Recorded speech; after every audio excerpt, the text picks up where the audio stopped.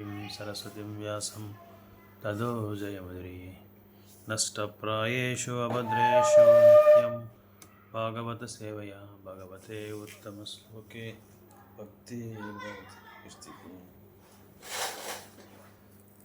मुखां करोति वाचालं पङ्गुं लङ्घयते गिरिं यत्कृपातं वन्दे श्रीगुरुं दीनतारिणं परमानन्दमाधव श्रीचैतन्य ईश्वर कृष्णाय वासुदेवाय देवकी नंदनाय च नंदगोपकुमाराय गोविंदाय नमो नमः.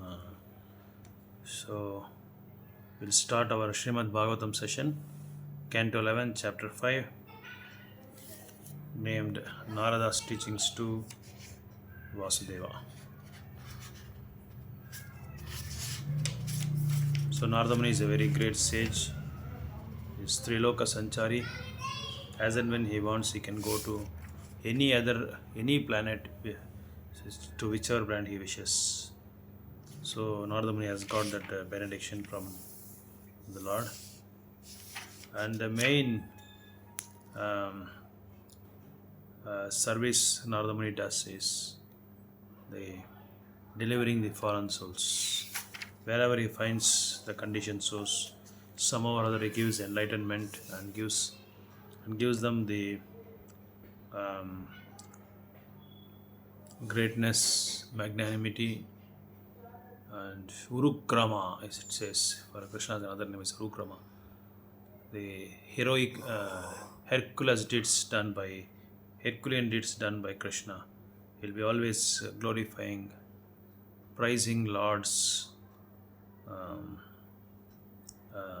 unmatchable, unparalleled pastimes of Krishna. So, in this chapter, Narada Muni concludes his teachings to Vasudeva from the face, arms, thighs, and feet of the primeval person Lord Vishnu are born corresponding to the mode of goodness. The Supreme Personality of God Sri Hari accepts in each of the different yugas in various colors, names, and forms, and is worshipped by various prescribed process. So about Chatur Yuga, no, in each and every yuga there will be different colors, and in each and every yuga the different three modes. One of the modes will be very dominating, like in Satya Yuga, Sattva-guna was dominating. Treta Yuga, Sattva-guna and partly Rajoguna was there. In Dwapara Yuga, Rajoguna was dominant, and also Tamoguna. In Kali Yuga, it's totally Tamoguna is dominant. So Narada Muni was teaching to Vasudeva. In the first verse it says, "Does King Muni further enquired, my dear Yogendras, all of you are most perfect in knowledge."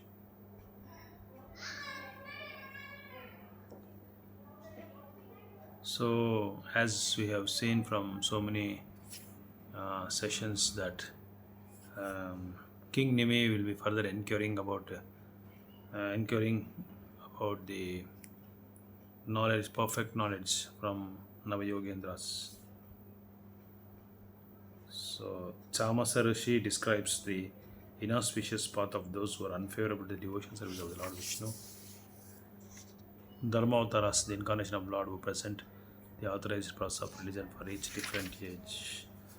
King Nimi further enquired, my dear Yogendras, all of you are most perfect in knowledge of the science of the self. Therefore, kindly explain to me the destination of those who are, for the most part, never worship Supreme Personality Hari, who are unable to quench the material desires and who are not in control of their own selves.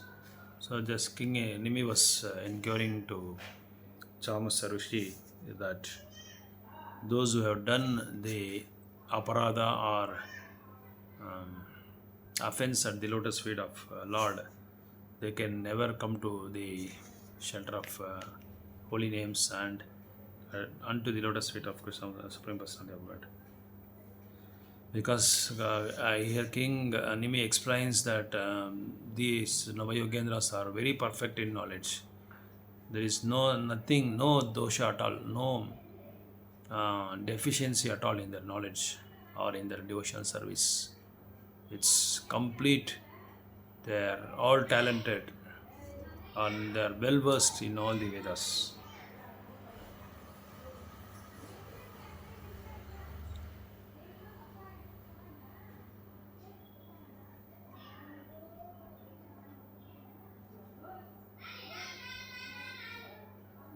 So, what is the point here is King Nimi is asking about the persons who never worship Supreme Personality of Godhead. What is their plight, and what is their condition? Where they are going to land?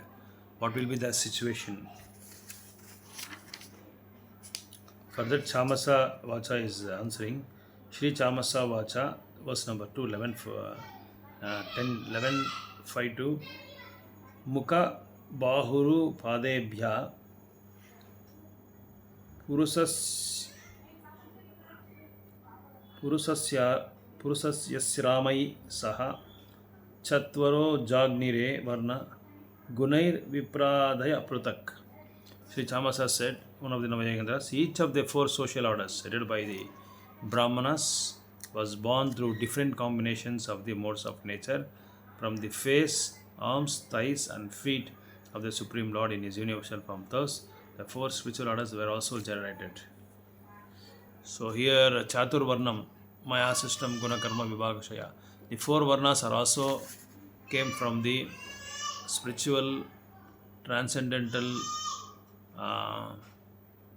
body of Krishna.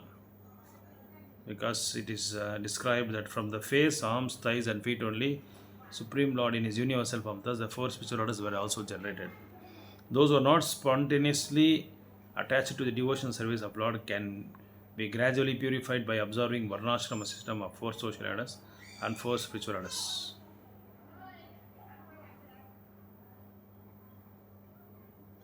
So those who does not worship the Supreme Personality of Godhead, their condition will be, their situation will be, they have to be gradually purified by social orders, like four Varnas and four orders, the Varnashrama system.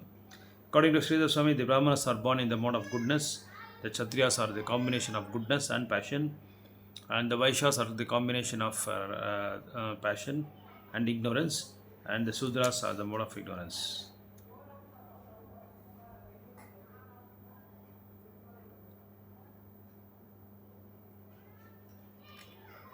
So, from the Supreme Personality of God's face, the Brahmanas appeared as his face, and the king as his arms, that is Lord's arms, and the Vaishyas as his thighs, and the Sudra was born from his feet. Third verse.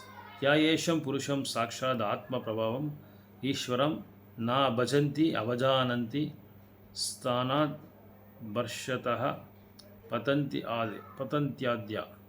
If any of the members of the four Varnas and four Ashramas fail to worship or intentionally disrespect the personality of God, who is the source of their own creation, they will fall down from the position into a hellish state of life. So it's very beautifully explained. Those who do not worship Supreme Personality of God, they have to get purified from Varnashrama system. We should make that point. And from those who don't take up this Varnashrama system also, definitely they are going to fall down from the position of the hellish life. They fall down from the position and into a hellish state of life. Definitely they are going to hellish planet. The fourth one is, there are many persons who have little opportunity to take part in discussions about the Supreme Personality of Hari, and thus it is difficult for them to chant his infallible glories. So persons such as women, Sudras, and other fallen classes always deserve the mercy of great personalities like yourself. See how grateful the Vaishnavas are. Though Lord tells his devotees not to force the conditioned souls to bring them to the Krishna consciousness, but great sages like Narada Muni and other great Vaishnavas, they risk their lives and they take up this take up this process of broadcasting the holy names of the Lord or giving Krishna consciousness to them. So those who have little taste for hearing the glories of the Lord, for them, the great sages like Narada Muni or the Navayogendras, they go to their levels and they preach this Krishna consciousness to them because they are only deserved for that fallen classes. So because the fallen classes, we are not so much intelligent or shrewd enough to preach them Krishna consciousness. For them, great sages like Narada Muni or the Navayogindas only can teach them.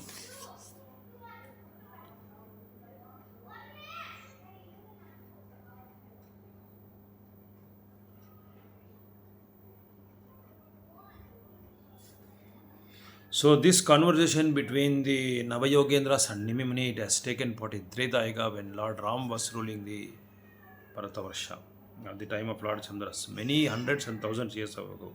But in Bhagavad Gita, which was spoken only 5000 years ago, Lord Krishna himself also states that any person, despite his material situation of life, can become the most dear devotee of the Lord by fully surrendering to the lotus feet of Krishna. That's what he says in 1866 in Bhagavad Gita. Those who give up everything, and then if they surrender to the lotus feet of Krishna, then definitely all their sins will be eradicated or contracted. So 5. On the other hand, Brahmanas, members of the royal order, and Vaishyas, even after being allowed to approach the lotus feet of the Supreme Lord Hari by receiving the second birth of Vedic initiation, can become bewildered and adopt various materialistic philosophies.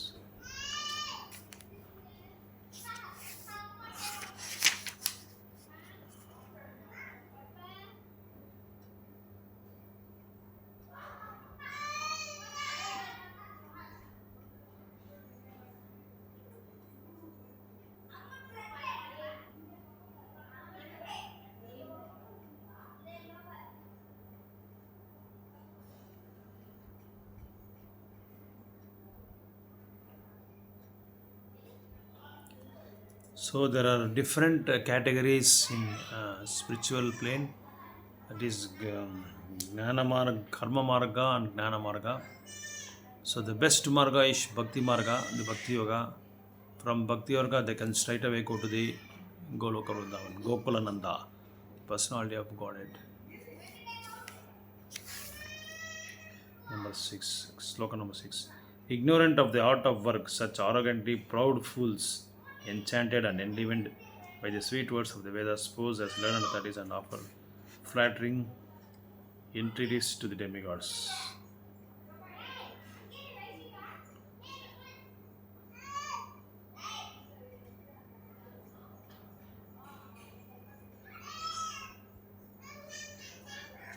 So in this particular verse 11.5.6, it is mentioned about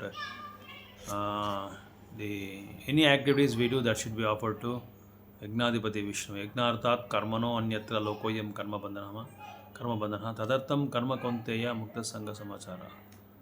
So any activity which is done for our own sense gratification, so we will be entrapped into the bondage of material world, that is samsara, birth, death, old age and disease. We will be get trapped by this. And if if we worship or if we do sacrifices, penances for the satisfaction of the Supreme Personality of Godhead, then we will be free from all this bondage.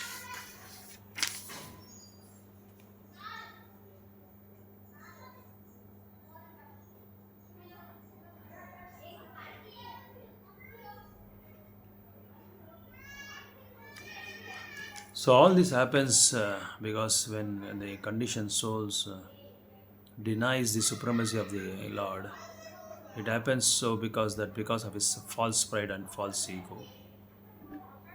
The real ego is there and false ego is there. One should know about this. The real ego is that we are eternal servant of Krishna, servant of Krishna. Jivera Swarupaha Krishna Re Nityadasa.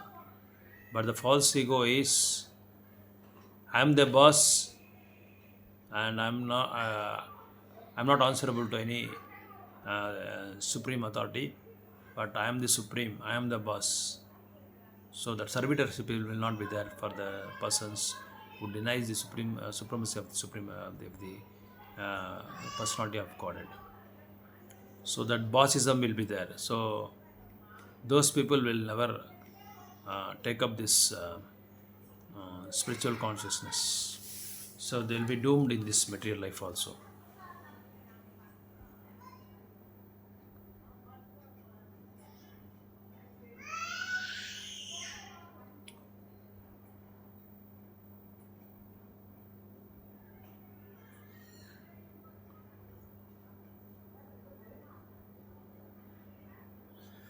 So in this verse 7, it says that the mode of passion also influences each and every person. Because of that passion, they will be angry towards the devotees who are practicing Krishna consciousness or devotion service. And they will mock the devotees who are very dear to Achyuta.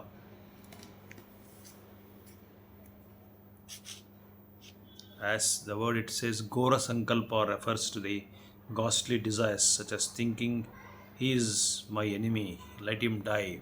Like Hiranyakashipu declared Vishnu as his enemy because Vishnu killed his Lord Vishnu killed his brother Hiranyaksha. So not he decided to kill Lord Vishnu himself. So at last, finally, he was killed by Lord Vishnu. That is due to the mode of passion, and also because of false pride.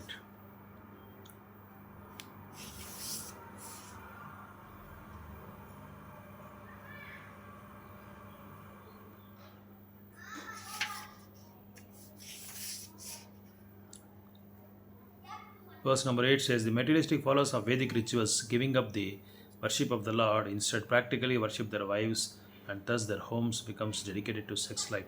Such materialistic householders encourage one another in such whimsical behavior, understanding ritualistic sacrifice as a necessary item for bodily maintenance.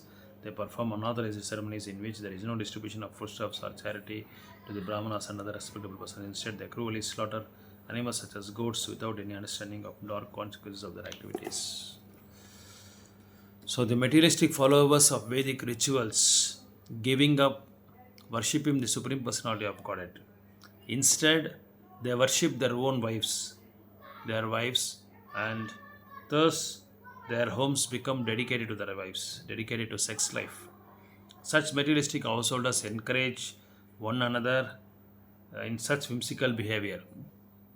So, understanding ritualistic sacrifice as a necessary item for bodily maintenance, they perform unauthorized ceremonies like not distributing prasadam to the people and not performing any sankirtana, and there will be no sacrifice, penance, or austerities.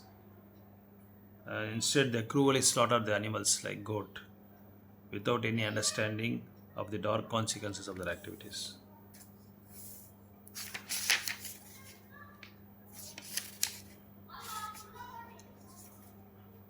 Verse number 9, the intelligence of cruel-minded persons is blinded by false pride based on great wealth, opulence. So the false pride, what is a false pride?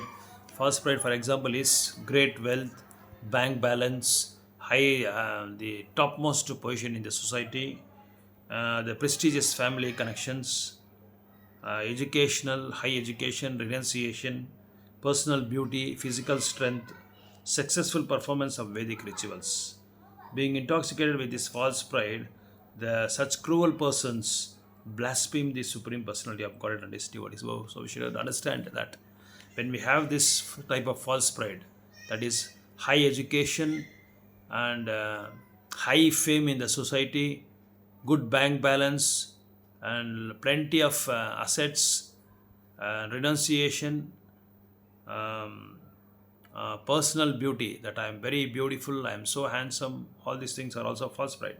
And physical strength, I have so much strength, I go to gym, I have that much packs, this much packs, I have very good followers, I have a lot of boulders with me. All these are false pride. So, and for the namesake, they also perform Vedic rituals. Just for the namesake and for the long term of the life. Also, they perform this Vedic rituals just for the namesake. They do all these things. It's called the false pride.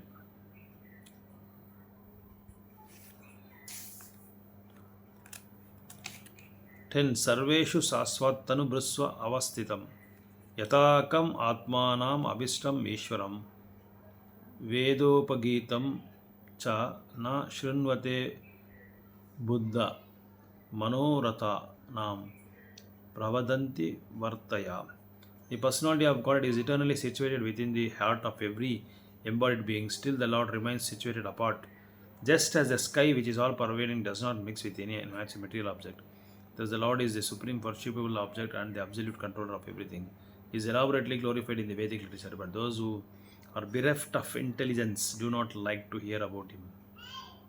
Those who are bereft of intelligence, it's a very important point. He is elaborately glorified in the Vedic literature, but those who are bereft of intelligence do not like to hear about him. They prefer to waste their time discussing their own mental concoctions, which inevitably deal with gross material sense gratifications such as sex life and meat eating. So as we know that Lord is situated in everybody's heart as Paramatma, still the Lord remains situated apart just as the sky. So the sky which is pervading does not mix with any material objects. Thus the Lord is also supreme worshipable object and the absolute controller of everything. He is elaborately glorified in Vedic literature. But those who are bereft of his knowledge, bereft of intelligence, do not like to hear about him. So unintelligent persons, dullhead, fools, rascals, and so many other unwanted and those who are burdened on this earth, those people doesn't hear the glories of the Supreme Personality of Godhead. They just want to enjoy, be happy, be merry, be joyful always, gratifying their senses and mixing with different opposite genders. They freak their life like anything, they waste their time like anything. Ultimately, this human life is so precious, so important that they don't even know the significance of the human life. They waste their time like anything, and again they take the birth in different yonis, they enter into the different yonis. Because unless or otherwise one comes to know that Vedesya Sarvam Ahameva Vedai Vedantavit, in 15:15 Gita says, Krishna says that if one studies all the Vedas and if he doesn't have a conclusion that Krishna is the Supreme Personality of God, then whatever he studied is all colossal waste it is. That means he has not understood the Vedas at all.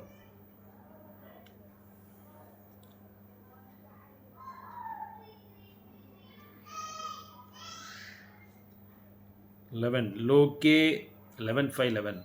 Loke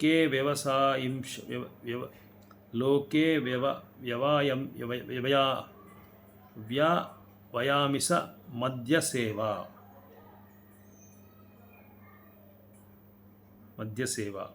Loke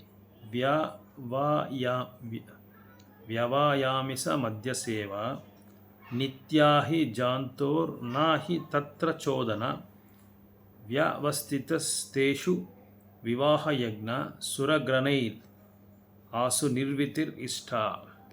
In this material world, the conditioned soul is always inclined to sex, meat eating, and intoxication. Therefore, religious scriptures never actually encourage such activities, although the scriptural injunctions provide for sex through sacred marriage, for meat eating through sacrificial offerings, and for intoxication through acceptance of ritual cups of wine. Such ceremonies are meant for the ultimate purpose of renunciation. So in the material world, the conditioned soul is always inclined to illicit sex, intoxication, gambling, and meat eating. So if we cultivate this type of habits like intoxication, taking drugs, and meat eating, which is against the mercifulness. So we totally uh, be away from showing mercy or compassion to other living entities. Sex, illicit sex means, that means we are not pure in our consciousness, we are contaminated in consciousness. So ashuddhi, suchi, no suchi cannot be maintained. Intoxication, we will always be away from the truthfulness. And austerity also, austerity. Those who are not situated in pure consciousness are always inclined towards material sense gratification in the form of illicit sex, meat eating, and intoxication. They simply desire a party life, eat, drink, and be merry. So those who have this illicit sex, meat eating, intoxication, those people will not take up the Krishna consciousness, and they will always be engaged in mixing with the different categories of people, and they also uh, will not have any quality of compassion, or also they will be always killing animals just for the sake of um, satisfying their tongue, and at the cost of killing so many living entities who are all our brothers and sisters. So those people will never be attain the Krishna Prem, and also such materialistic persons are unwilling to give up such temporary gratification because they are firmly bound up in the bodily concept of life.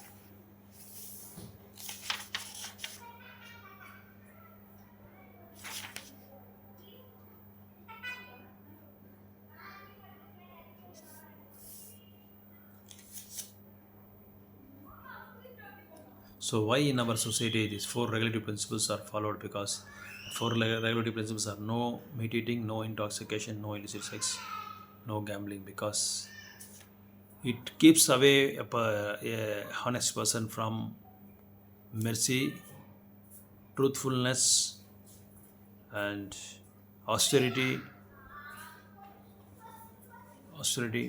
and purity. All these four things, you will not have this at all. You will be totally abducted from this. You will be totally away from these uh, four great qualities. That's why we are advised to follow these four regulative principles. Only then you can stop sinful activities. That's the point. That's the main point here. That is the point you have to bear in mind, that you have, if you avoid this no meat eating, no intoxication, then you will be away from sinful activities and the vikarma. Otherwise, if you keep on doing all these sinful activities and vikarma, then how the person of consciousness will be elevated or will be promoted from lower to higher consciousness. Param drustva nivartate, Krishna says in second chapter. Vishaya vinivartante nirahara dehinaha. So from the senses, if we doesn't dovetail our our senses from material to spiritual, then we will not be utilizing this the presentation of great literatures like Bhagavatam and Bhagavad Gita. Hare Krishna. So the only proper fruit acquired the wealth is dhanam cha dharmika palam yato vai gnanam sa vignanam anuprashyanti grahesu yunjanti kaleshwarasya mrutyam na pashyanti durantaha viryam. This was his 11, 5, 12.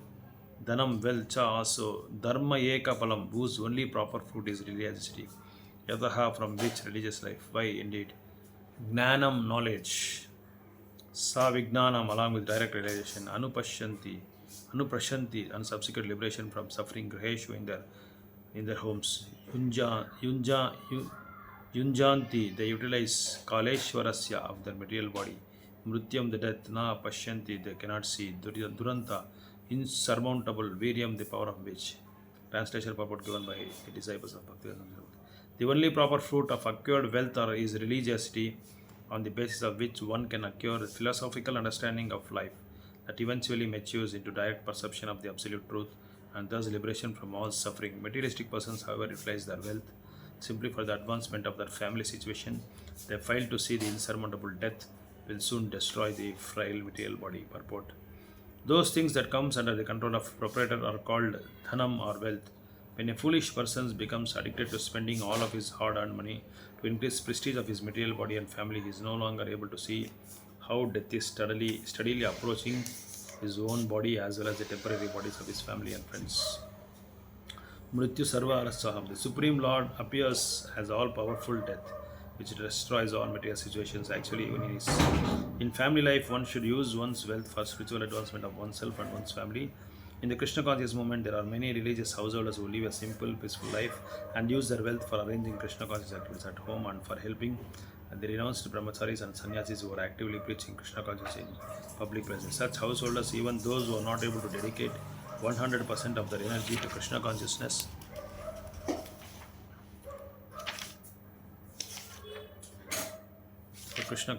gradually acquire a very solid understanding of their spiritual principles of life and eventually become transcendents firmly fixed at the lotus feet of Krishna. Thus, they free themselves from all anxieties of conditions like namely birth, old age, and death. Life without Krishna consciousness is actually poverty, but the poverty-stricken materialist whose intelligence is limited cannot perceive that real wealth is expansion of consciousness up to the highest level of Krishna consciousness, love of God. Such persons raise their children to be just like animals, having as their only goal false prestige and material sincerity.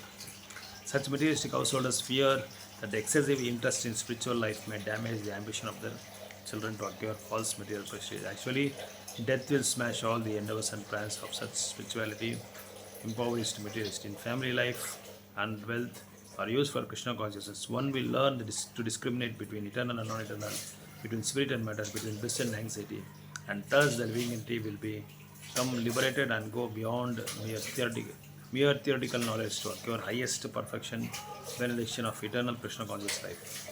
Limited sensory knowledge, pratyaksha gnana, is useless without theoretical spiritual knowledge. Paroksha gnana, which gradually matures with careful cultivation into direct realized knowledge of the soul. Aparoksha gnana. So the word anuprashanti in this verse indicates that by spiritual knowledge, Vijnanam, one achieves the most sublime state of eternal peace and bliss, far beyond the dreams of materialistic conditioned souls. So in this particular verse, it is focusing on that dhanam, the wealth or the money, where the materialistic people are using only to fulfill their desires unlimitedly in different corners, in different qualities, in different approaches, with different people, in different places. So somehow or other they want to satisfy themselves, which are scattered in a different manners. So those who are not Krishna consciousness, they will waste their life by just for this temporary or the flickering happiness. Prabhupada called it as flickering happiness. Not even a fraction of a second that happiness will be there. One thing they should always keep in mind that whatever possessions we have and whatever the abilities and capabilities, talents, whatever we have and whatever we have earned or attained, all this will be burnt into ashes when we leave this body. Nothing will be left. Prabhupada says, even our own body will be bitten by jackals. It will be eaten by jackals, he says. So just for the it is our body is just only for it is a very good meals, or it is very good food stuff for the jackals. For that particular event, we are decorating, we are spending, and we are dedicating our life by having this bodily consciousness. So the rising from the material knowledge to spiritual knowledge Promoting from the lower levels and consciousness to higher level consciousness is a sign and symptom of a very nice, uh, pure devotee, unalloyed devotee. Hare Krishna.